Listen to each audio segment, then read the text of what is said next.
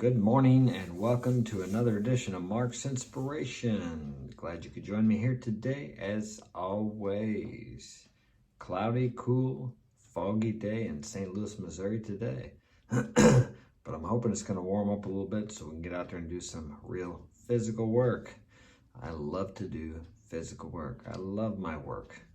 And if you don't love your work, find some work that you love or learn to love the work that you have. Kind of like my dad used to say. I hated peas. He would say to me, learn to like them. I'm like, what the hell do you mean by that? You know what, today, I love peas. I eat them several times a week. Maybe 5 or 6, 7 or 8 times a week. Okay, so much for a vegetable diet. The topic today is going to be, what is the topic going to be? Let's talk about online dating a little bit. More and more, I see these girls in their bios posting Platonic. Now, you could say, what the hell is that? That's kind of what I say. But here's the deal. If there wasn't a market for that, if there weren't men out there willing to take girls out with no intention of ever having sexual relations with them, they wouldn't be putting it on there. So basically what they're saying is, I want you to take me out and spend money on me and buy things for me and take me here, take me there. But I'm not going to put any emotional investment into it, or you're never going to have a chance of ever being with me fully in a complete relationship, which involves physical, sexual contact.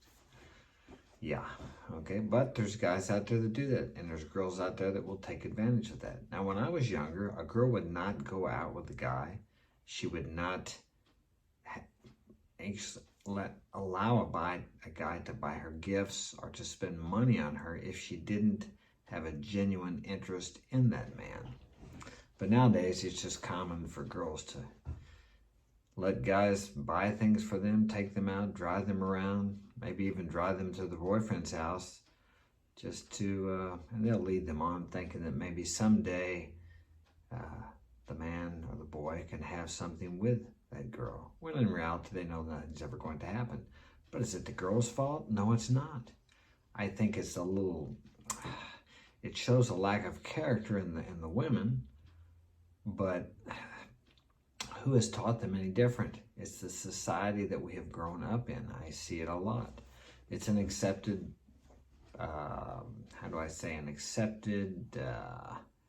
practice among young ladies and girls and women. Nobody looks down on it. Well, I'll say nobody looks down on it. I don't particularly care for it. And if I see someone doing that, I don't think it shows a good degree of integrity, let's say that way. I'll give you a good example. I contacted this girl on, I commented on something on her profile,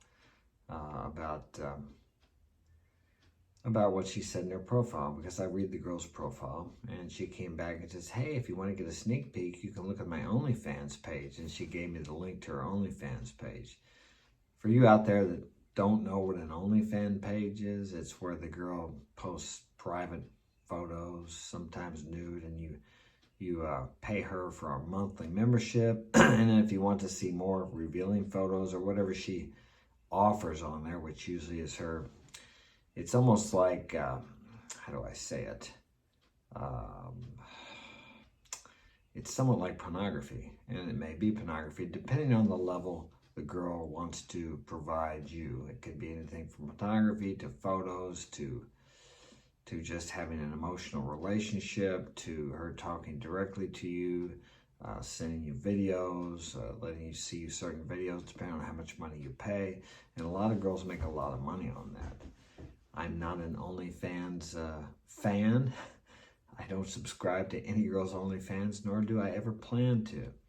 So she sent that back, and I said, OnlyFans are for simps, basically. Good luck with that, I said. So she actually replied back to me, which I didn't think. I thought she may wish me luck back, okay? But she comes back with, better than having sex with an old man or something like that. It's like, I just erased the message. It's like, That shows me I wanted to send back, that was classy, a classy reply. But I didn't. I just deleted her message. Didn't open it. So it's like, so right there, that shows you the type of person that is doing that right there. That's low integrity, low class. At least that's my, I'm not saying she's a bad person.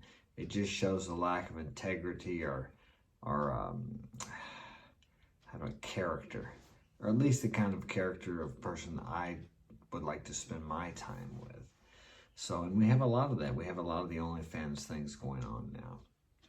I mean, if you're a member of someone OnlyFans page and you like that, hey, go for it. But it's never going to satisfy you the same as if you have a physical encounter or relationship with someone. Because to really get to know someone, you almost need to look right into their eyes in real life. But many men and young men substitute that for actually having a relationship because they're afraid to go out there and socialize. And if that's you, I understand. It's a big fear to going out there and approaching women. But don't allow the OnlyFans to be a substitute for real life physical interaction. You can get out there, you can talk to girls, you can do it. You just have to face your fear. But as long as you continue to rely on OnlyFans or pornography, you will never have a strong enough desire to go out there and do that. And if you're sitting in front of the screen watching pornography and OnlyFans and masturbating and just losing your strength in that way, you're never going to have the desire strong enough to go out and actually be with a real girl. And don't you want to have a real physical encounter with the girl? If you do, you need to cut the OnlyFans out and the pornography out. I mean, at least limit it, everything in moderation, because if you don't, that falsely satisfies your desire to actually meet a real person and to have a real relationship, which is emotionally, physically, and spiritually, or metaphysically, if you decide to look at it that way. But you have to be able to walk away, or have to be willing to walk away from these other things that are giving you a false gratification or false satisfaction. Do they really fulfill you? But as far as that goes, you should never look to a woman or your relationship with your wife or anyone to fulfill you. Although your success in life will be equivalent to your ability to form good relationships with people. I think it's like 85%. You don't want to rely on these relationships as far as your fulfillment. Your fulfillment as a man will come from you pursuing your vision, your goals, your dreams. That's where your fulfillment comes from. But to achieve these things, you will have to form real life, face-to-face relationships. Although I guess there are some people who do everything online, possibly. I don't know. Maybe you could tell me that there is or there isn't. I'm not sure about that. But your ability to form relationships, and sometimes online, I'm sure you're going to have to talk like this. So this, and if you're looking at another person, it's not quite the same as being there with them physically, but it's similar. Whenever I want to meet someone that I meet online that's not 15 or 20 minutes away, which is usually the way it is, I want to talk to them on video so I can get a feel for their personality, so I don't drive all the way to wherever they are and then meet them. It reminds me of this girl I met in Wisconsin. It's about a 6-hour drive. I drove up there and we had dinner. I did talk to her on video like this, which I always recommend. And she was okay. And I got there and she looked good, the same as she did. But for some reason, when she walked in the room, it's just like, man, I'm not interested. I don't know what it was. I had a pleasant evening, but had I known that, I wouldn't have driven there, of course. Needless to say, that she was asking me after, are you going to come back? I'd like to see you again. I just wasn't interested, so that didn't go anywhere. But even then, as I said, see, I was talking to her on the video, and it was live. We were speaking back and forth. I thought, yeah, I'm interested in her. She seems okay. And not that she wasn't okay, but just we didn't click. There wasn't any chemistry, whatever you want to call it. So you really don't know a person, and you really have a hard time connecting with that person until you meet them physically in person, in the flesh. Although I see guys, and I've spoken about this before, they get all wrapped up in a girl that they've never met physically. I mean, they're like emotionally attached to this girl, and they've been talking to her or texting with her for a week. They maybe or many times haven't even talked to her as I'm talking to you right now. So it's so easy for people to hide themselves digitally, I suppose I would say. Even when you meet them in person, it takes time to get to know someone. Everyone puts on a front. I do it, you do it. And I'm not saying that you should just blare out everything. Well, I'm a recovered alcoholic, or I'm a recovered drug addict, or I had a sex addiction problem, or a pornography addiction problem, or whatever your ism happens to be. I'm not saying you should pour that out there, or that's being vulnerable and revealing. Maybe these things you should share later on in the relationship, but when you first meet someone, you don't want to go throwing all that crap out there, because I guarantee you she's not going to be attracted to that. So don't be too open, but as I said, no one really presents their real self. Everybody holds back something, which is normal and good.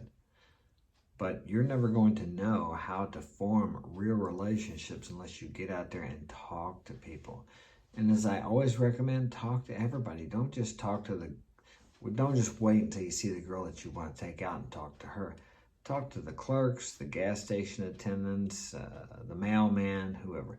I can have a conversation with anybody anywhere in the world if I speak their language. I do speak 2 languages, Spanish and English, so I can talk to anybody anywhere.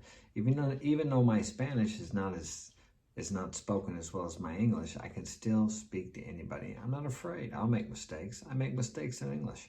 I've made several mistakes talking to you today. And you're going to make mistakes too, but don't worry about it. It doesn't matter. It doesn't matter so much what you say, it's where it comes from. Where it comes from, who you are, that inner strength within you. And by stepping out and talking to other people, you're 90% ahead of most people, because they won't do that. That shows character. That shows inner strength, that you're not afraid. Maybe you're afraid, but you do it anyway. I say this all the time. What is the difference between a hero and a coward? The only difference is this. The hero faces his fear. He confronts it. He walks through it. The coward turns away and walks the other way. He lives another day, but does he really live? The hero may die, but he only has to die once. The coward dies many deaths. And I've experienced that when I was younger, when people would want to fight me and they were bullying me, and I was afraid and I walked away.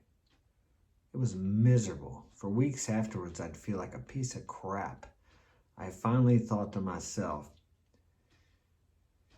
it can't be any worse getting beat up than the way I beat myself up and the way I feel now, afterwards, after somebody humiliated me, where I should have punched them or I should have stood up for myself. So I finally stood up for myself one time, and I lost. The guy got the best of me, we fought, but you know what? I felt like $1 million because I didn't back down. It's the same way with you. When you meet that girl that's beautiful and you want to talk to her, walk up to her and talk to her. Don't live with a what if. What if I would have talked to her? What if she would have liked me? What if I would have liked her? That is a worse feeling when you don't try or don't approach or don't find out than if you do approach and she says, I wouldn't go out with you. Who cares what they say about you? Just like this girl on the dating site says, well, it's better than having sex with an old man. That's not verbatim, but basically that's what she said. Who cares? Who cares what she says? It doesn't matter. That's no reflection on you. Unless you want to take it, you don't have to accept that. No one can make you feel any way, good, bad, or indifferent, without your permission. You control yourself. And if you don't, you need to learn how to. He who controls his temper is greater than he who takes a city. Your temperament, your mind, your thoughts. Keep that in mind as you go throughout the day. Next time you get an urge, an intuitive nudge to talk to somebody, talk to them. Say hello, say hey. That's all you have to do. All right? I got to go. If you'd like to get my help personally, My website is marksinspiration.com. Like and subscribe now.